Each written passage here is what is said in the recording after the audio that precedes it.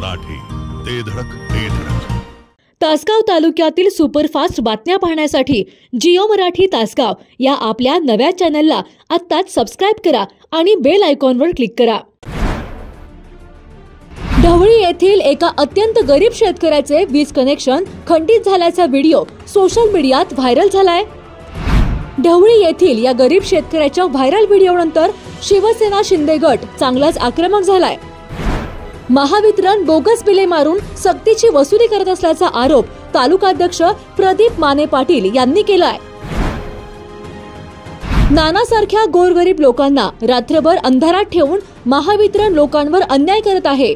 महावितरणने माणुसकी दाखवून जरा सबुरीने घ्यावे, अन्यथा आम्ही गप्प बसणार नाही, असा इशारा देखील शिवसेना शिंदे गटाचे तालुकाध्यक्ष प्रदीप माने पाटील यांनी दिलाय।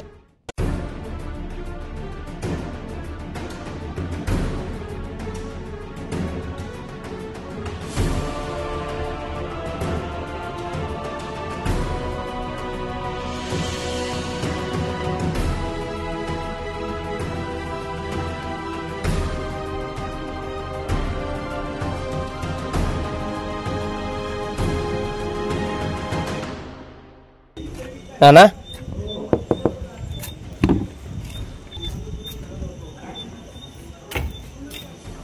काय करणार नाही, झोपलाय अंधारातच। अरे काय करायचं?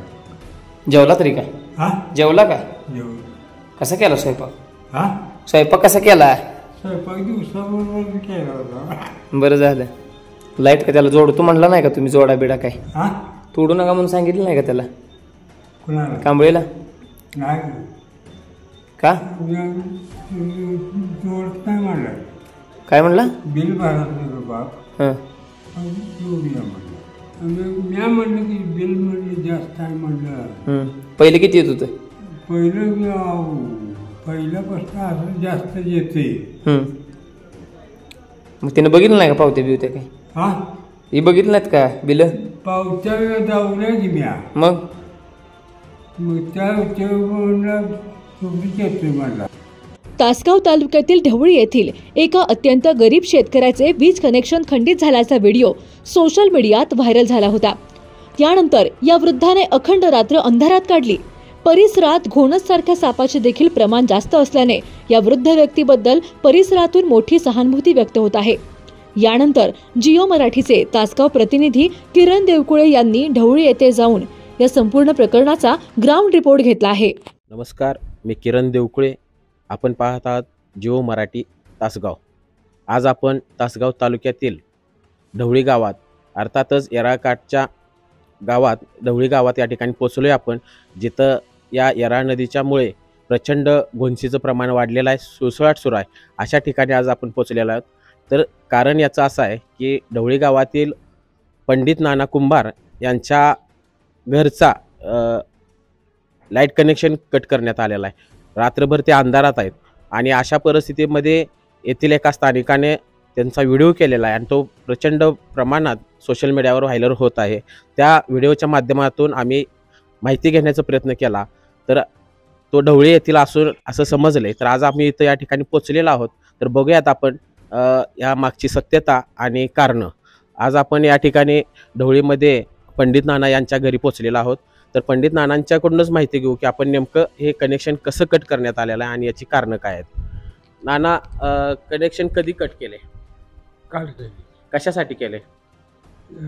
बिल भरलं। बरं, किती थकीत आहे, किती रुपये? थकीत काय? बरं ठीक आहे, मग तुम्हाला सांगितलं होतं का लाईट कट करत असताना? सांगितलं। मग तुम्ही विनंती केली नाही का? विनंती केली। हां, काय केली होती?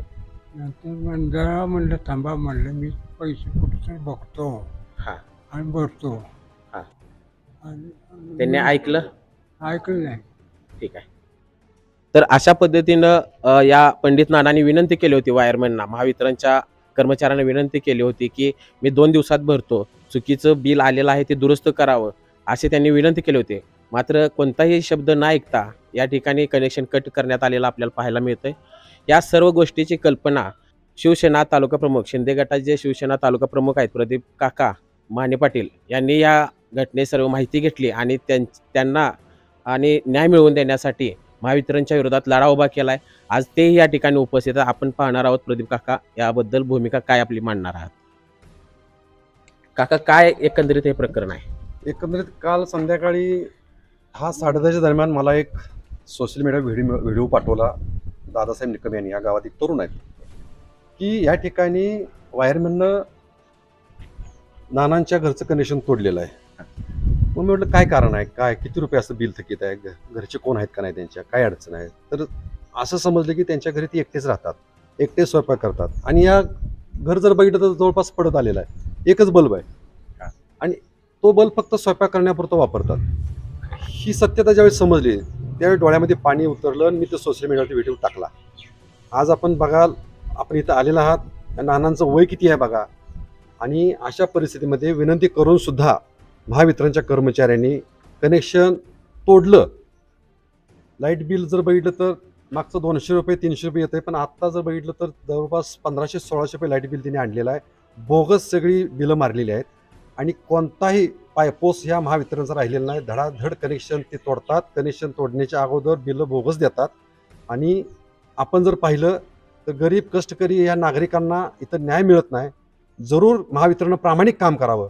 एका बाजूला MIDCमध्ये बोगस कनेक्शनचं त्यांच्या माध्यमातून बोगस कनेक्शन घेऊन त्या ठिकाणी लाईट चोरी होते आणि गाव कुसव्याच्या बाहेर राहणाऱ्या गरीब माणसांच्या घरातला एक बल्ब उजेडातला तो सुद्धा तिने अंधारात ठेवला आणि आज नानाला रात्रभर अंधारात काढावं लागलं. ही वस्तुस्थिती आहे. कुठंतरी स्थिती बदलली पाहिजे, न्याय मिळाला पाहिजे. या भावनेपोटी आम्ही आवाहन करतो की तालुक्यातील या जिल्ह्यातील अनेक गरीब नागरिकांच्यावर सुद्धा या ठिकाणी अशीच वेळ आलेली आहे. महावितरणनं जरा माणुसकी ठेवावी आणि सबुरीने घ्यावं. नियमात जात असाल तर तुम्ही सुद्धा शेतकऱ्यांच्या जळलेल्या ट्रान्सफॉर्मर सुद्धा 3-3, 4-4 महिने बदलून दिलेले नाहीत. ही वस्तुस्थिती आहे. गावातली शेतातली पिकं आमची वाळून गेली.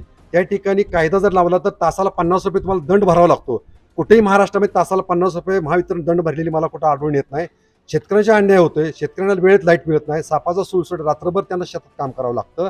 ही वस्तुस्थिती असताना या ठिकाणी महावितरण मात्र कनेक्शन तोडायला या ठिकाणी तत्परतेने गरिबाच्या दारात येत आहेत आणि कनेक्शन तोडले जात आहेत. हा विरोधाभास आपण पाहताय. कुठेतरी शेतकऱ्यांना न्याय मिळाला पाहिजे ही भावना आमची आहे.